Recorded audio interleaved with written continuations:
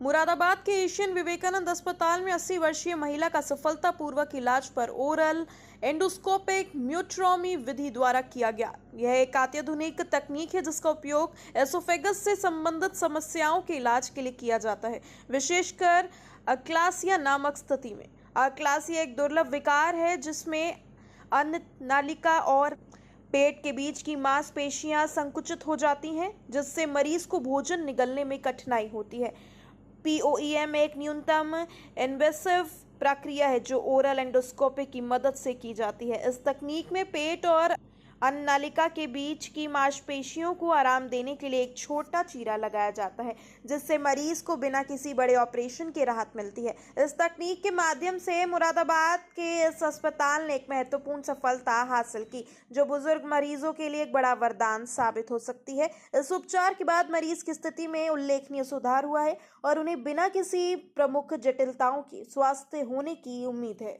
Sir पहले तो शुभ नाम बता दिया कि आज किस नंबर में आपके अस्पताल है?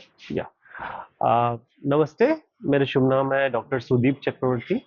मैं एशियन विवेकानंदा हॉस्पिटल में एज ए कंसल्टेंट गैस्ट्रोएंटरोलॉजिस्ट हूँ लगभग 3 महीने से। तो आज हम चर्चा करने जा रहे वाले एक ऐसे प्रक्रिया के बारे में या ऐसे प्रोसीजर के बारे में जिसे पोएम कहते हैं, POEM यानी पर ओरल एंडोस्कोपिक मायोटोमी।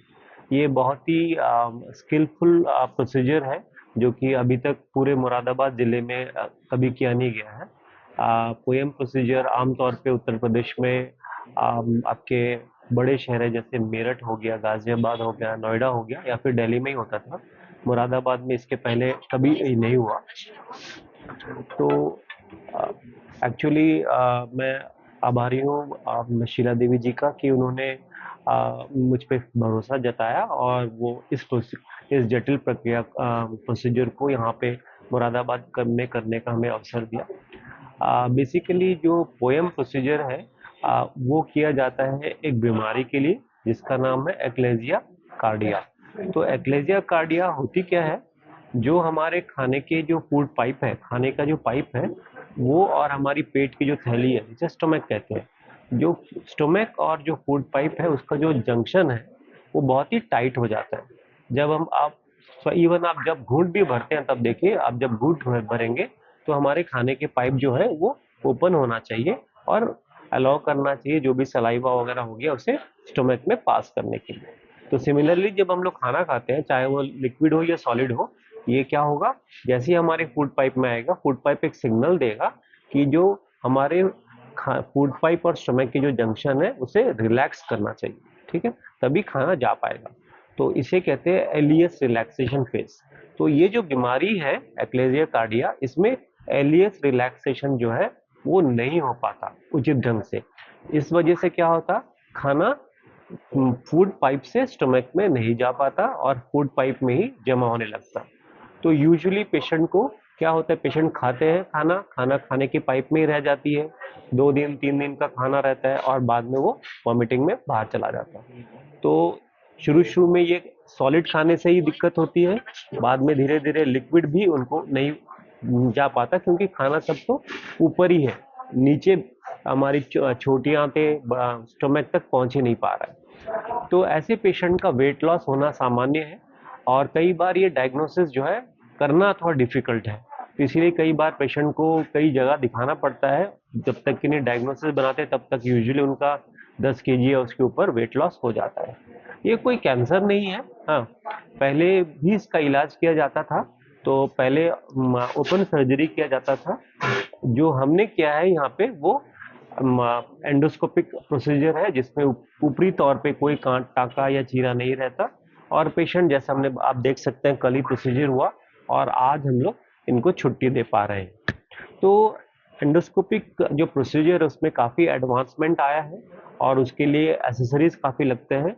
तो मैं आभार व्यक्त करता हूँ कि एशियन विवेकानंदा ने मुझे सारे औजार दिए एंडोस्कोपी के साथ में, जो हमें लगता है ट्रायंगुलर टिप नाइफ लगता है, हमें लगता है आपका ब्लंट एज नाइफ लगता है, एल हुक नाइफ लगती है, वॉक ड्रेस पर लगती है, सारे महीन काम करने के लिए हम ये सामान चाहिए जो कि हमें प्रोवाइड किया गया था, जिसकी वजह से एक सक्सेसफुल सर्जरी हो पाई है। तो ये जो पोयम है, ये पोयम जो है कैसे किया जाता है, बेसिकली इसकी करने की पद्धति कैसी है?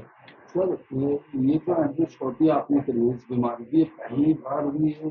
हाँ, मुरादाबाद में इसके पहले कभी भी पोयम प्रोसीजर नहीं हुआ है। कितना समय इसको आपको करने में लगा? मुझे 45 टू 50 मिनट्स का समय लगा। अब पेशेंट की क्या हालत है? पेशेंट आप देख सकते हैं, पेशेंट एकदम अच्छे हैं, अभी वो खा रही हैं। अभी इनको एडवाइस दिया गया है कि 1 हफ्ते तक liquid to semi solid diet ही लें। 1 हफ्ते के बाद मैं उनको फिर से रिव्यू करूंगा, उसके बाद डाइट में ग्रेजुअली स्टेप बाय स्टेप उनका हमने नॉर्मल डाइट की तरफ जाएंगे। सर के बाद जब जो मरीज है वो सॉलिड खाना खाएगा तो कोई दिक्कत कोई परेशानी नहीं? नहीं, दिक्कत परेशानी नहीं होगी। वो उसका कारण ये है क्योंकि ये बीमारी में तो कोई ट्यूमर या अल्सर था ही नहीं।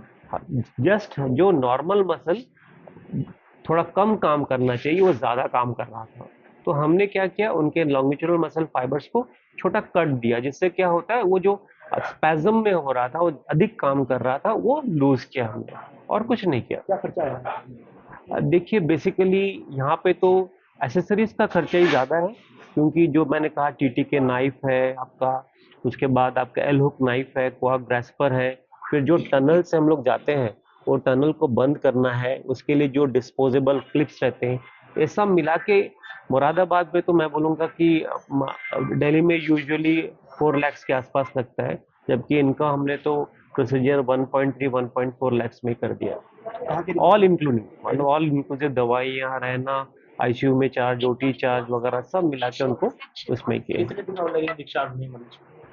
मरीज एडमिट हुई 2 दिन हो गया, कल प्रोसीजर हुआ, आज डिस्चार्ज करेंगे। कहाँ के रहने वाले हैं? आप अमरोहा के रहने। कौन सी आपने जो ऑपरेशन किया? ये मैं आपको पहले का दिखा रहा हूँ। हाँ, यहाँ पे आप देख सकते हैं, यहाँ पे अब्रप्ट एंड है, डाई जो है नीचे नहीं पास हो रहा है, और जबकि ये प्रोसीजर के बाद का है, इसमें आप देख सकते हैं कि डाई बराबर फूड पाइप में जा रहा है और स्टमक में भी जा रहा है, तो ये डिफरेंस है। और जैसे जैसे दिन बढ़ेगा, ये जो यहाँ पे जो आप चौड़ाई देख रहे हैं, चौड़ाई धीरे धीरे और बढ़ेगी, क्योंकि मसल जो स्पैज्म है वो धीरे धीरे कम होगा।